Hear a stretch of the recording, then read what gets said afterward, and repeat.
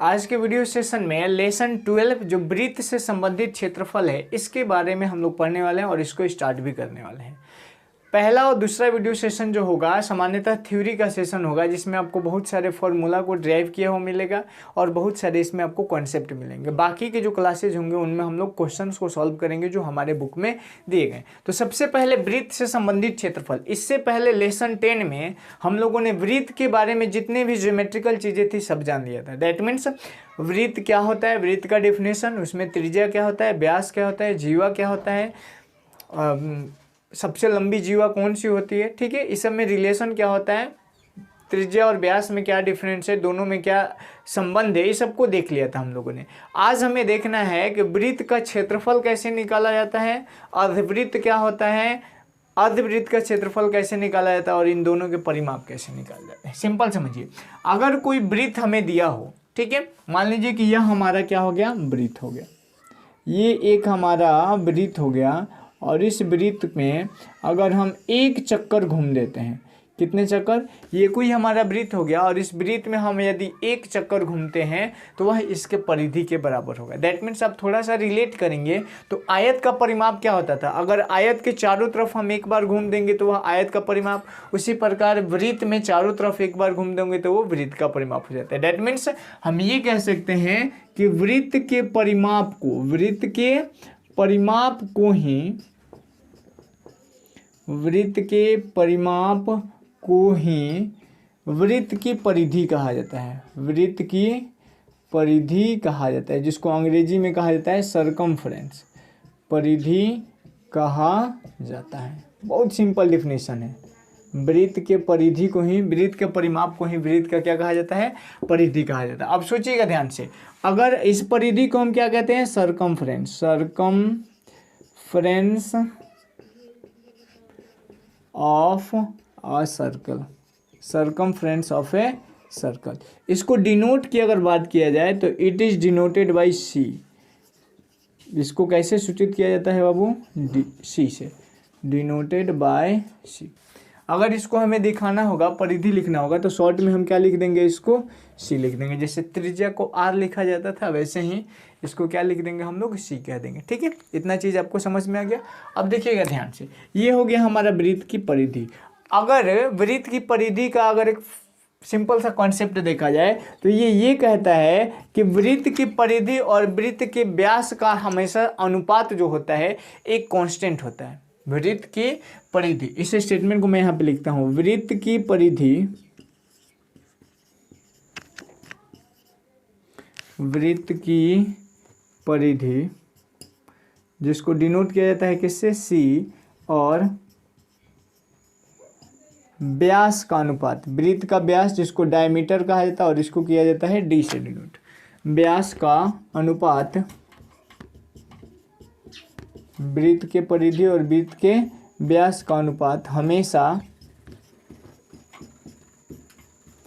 एक कांस्टेंट होता है, हमेशा एक कांस्टेंट होता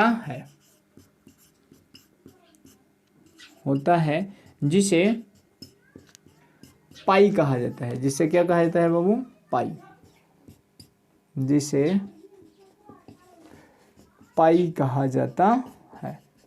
अर्थात यहाँ से हम एक कंक्लूजन निकाल सकते हैं, ये जो वृत्त की परिधि है, वृत्त की परिधि को हम लिख सकते हैं, दैट इज वृत्त की परिधि को लिख दे सी और बट्टा में वृत्त के व्यास को लिख दे डी इक्वल टू क्या आ गया, पाई।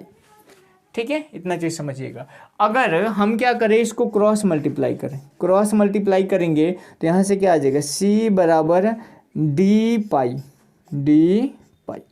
ठीक, सी क्या हो गया, वृत्त की परिधि, तो सी बराबर डी का हम क्या लिख सकते हैं, हमें पता है कि वृत्त का व्यास जो होता है त्रिज्या का दोगुना होता है। दैट मीन्स हम लिख सकते हैं कि d बराबर 2r, दो को त्रिज्या आपस में जोड़ेंगे तब जाके एगो व्यास बनेगा। तो जहाँ d है वहाँ पे 2r कर दें तो ये हो जाएगा 2r और इंटू पाई है तो पाई, अर्थात इसको अगर सजा के लिख देंगे तो ये आ जाएगा 2 पाई r। तो वृत्त के परिधि का सूत्र हो जाता है 2 पाई r। ठीक है, पाई का मान आप हमेशा पता है, हमेशा से आपको कि पाई का मान होता है 22/7। अगर क्वेश्चन में पूर्णांक दिया है तो आप 22/7 यूज़ करेंगे, या 3.14। अगर पॉइंट्स में दिया है, दशमलव में, भिन्न में दिया है तो आप इसको यूज करेंगे। ठीक है, समझ में आ गया।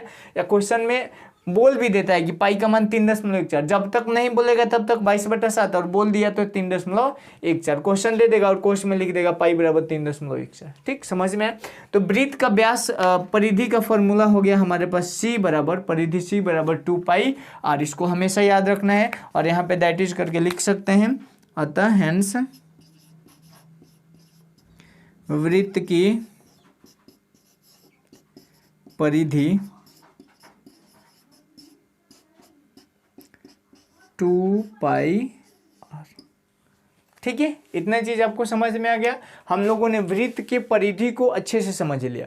अब हमें समझना है इसके क्षेत्रफल के बारे में। तो क्षेत्रफल को हम लोग यहाँ पे देखते हैं। तो वृत्त का क्षेत्रफल जो होता है, अच्छा त्रिज्या क्या होता है, तो यही हमारा होता है त्रिज्या।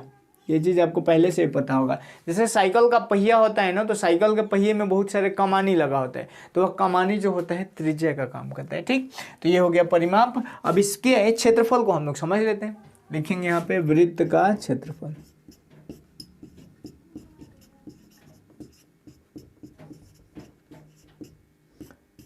वृत्त का क्षेत्रफल, वृत्त के क्षेत्रफल की अगर बात करें तो इसको अंग्रेजी में कहा जाता है area of circle. Area of circle, that means, अब इसको डिनोट की अगर बात किया जाए तो इसको डिनोट किया जाता है किससे, ए से। किससे डिनोट किया जाता है, ए से। तो यहाँ पे इसका पहले परिभाषा लिख लेते हैं। वृत्त का क्षेत्रफल क्या होता है, तो एक वृत्त द्वारा घेरे गए स्थान को उसका क्षेत्रफल कहा जाता है। तो लिखेंगे वृत्त द्वारा घेरे गए स्थान को, इसको भोजपुरी में कह सकते हैं छेंकना, छेंके गए, घेरे गए स्थान को वृत्त का क्षेत्रफल कहा जाता है।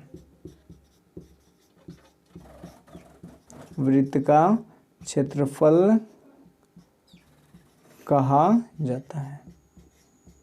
और इसके अगर डिनोशन की बात किया जाए तो it is denoted by small A. It is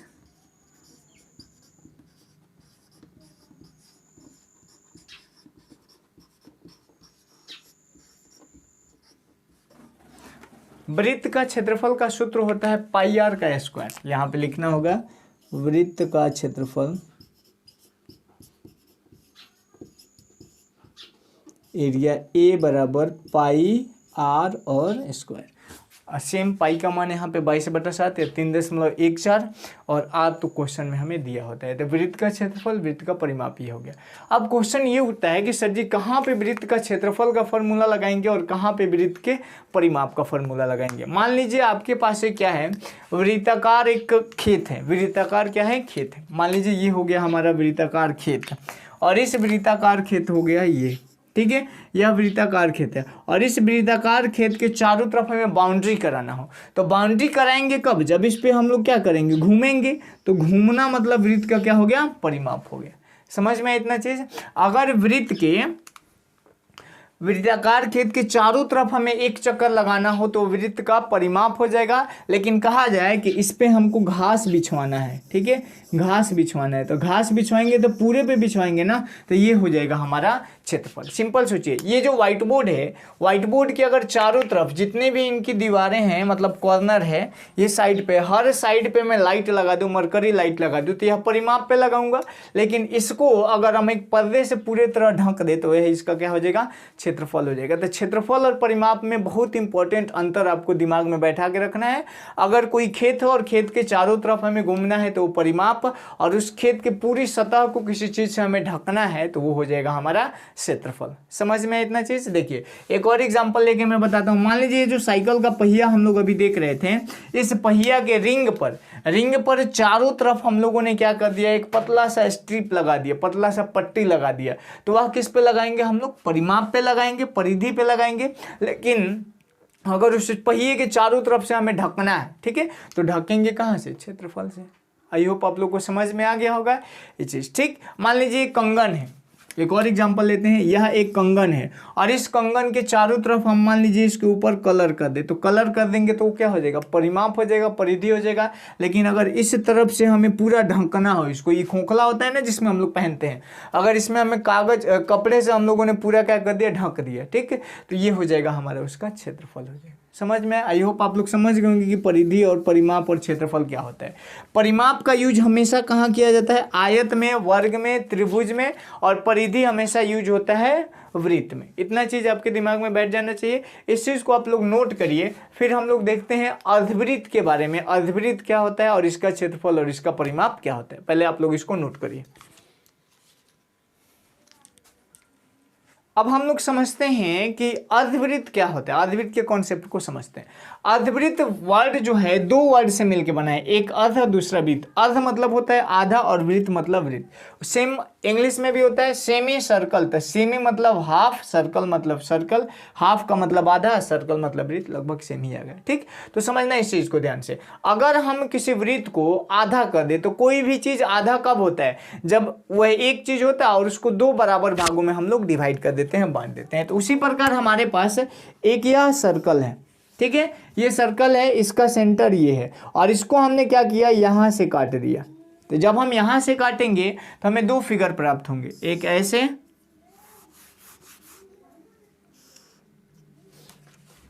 और एक ऐसे।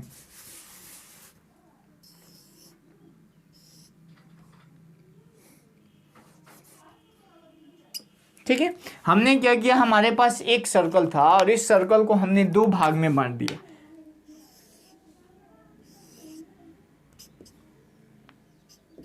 दो भाग में जब हमने इसको बांटा तो हमारे पास दो सर्कल आ गए।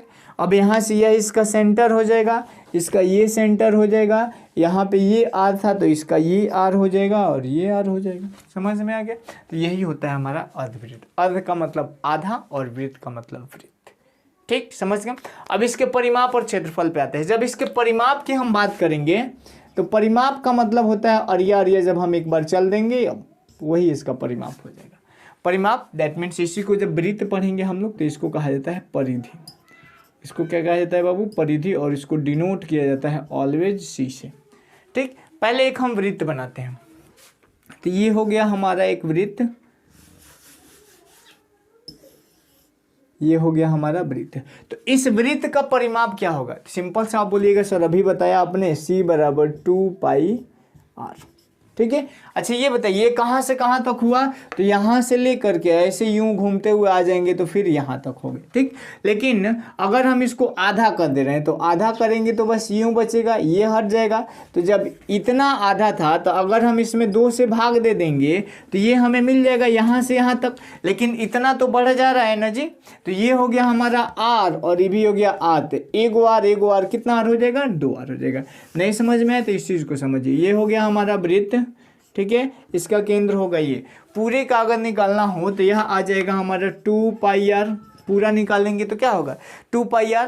ठीक, लेकिन अगर हमें आधे का निकालना हो तो आधा यहाँ से हटा देंगे, तो 2πr में जब 2 से डिवाइड करेंगे तो 2 से 2 कट जाएगा, मतलब आधा कितना आ गया, πr। चाहिए बताइए πr कहाँ से कहाँ तक हुआ, यहाँ से लेकर के यूं यहाँ तक। लेकिन अरिया अरिया का मतलब हुआ कि ये भी बढ़ेगा, तो यहाँ आर था ये भी आर था, तो कितना हो गया 2r। ठीक, तो इसका परिमाप c बराबर लिखेंगे हम लोग πr और प्लस 2r, दोनों में r कॉमन है ना, कॉमन दोनों में आ, तो r जब कॉमन कर लेंगे तो आ जाएगा पाई प्लस 2। तो अर्धवृत्त का परिमाप का फॉर्मूला हो जाता है c = r into pi plus 2 या पाई प्लस 2 इंटू r। ठीक, अब इसके क्षेत्रफल की बात करते हैं। जब क्षेत्रफल की बात करेंगे तो क्षेत्रफल तो हमेशा सिंपल होता है। क्षेत्रफल एरिया ए बराबर, अगर यह पूरा है तो इसका क्षेत्रफल क्या हो जाएगा, πr²। तो पूरा है πr², लेकिन आधा जब हमको निकालना होगा तो 2 से क्या करेंगे, भाग दे देंगे, अर्थात ये सिंपल हो जाएगा हमारा πr² हो गया। एरिया ए बराबर πr² और डिवाइडेड बाई 2। इतना चीज़ आपको समझ में आ गया। अब देखिए कोई कहेगा कि एक वृत्ताकार पथ है और इस वृत्ताकार पथ पे एक लड़का जो है एक चक्कर घूम रहा है, तो वह कितनी दूरी घूमेगा? तो वह अपने परिधि की दूरी घूमेगा। ठीक है, तो किसी वृत्ताकार पथ पे अगर कोई व्यक्ति एक चक्कर लगाता है तो वह उसके परिधि के बराबर होता है। तो यहाँ पे लिखेंगे वृत्त की परिधि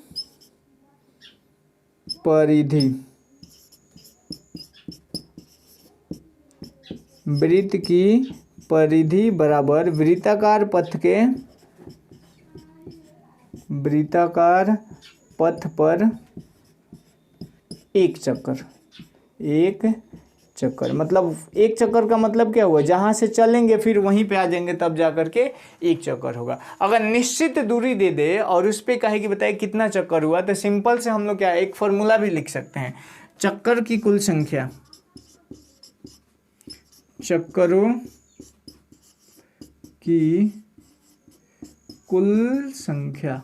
चक्करों की कुल संख्या बराबर ये होता है उसकी टोटल जो है दूरी हम लोग जो दिया होगा वो ले लेंगे और उसमें एक परिधि से हम क्या करेंगे बाबू, भाग दे देंगे।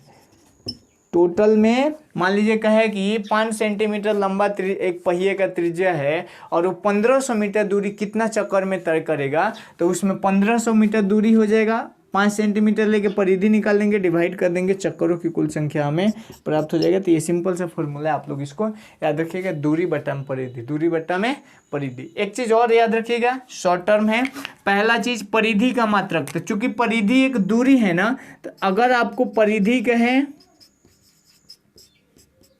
या परिमाप कहे तो इसका मात्रक होता है हमेशा मीटर या सेंटीमीटर। या तो मीटर होगा, नहीं तो सेंटीमीटर होगा, नहीं तो डेकामीटर होगा, नहीं तो डेसीमीटर होगा। ठीक है, जो भी दिया हो वही होगा, जो जिसमें दिया हो।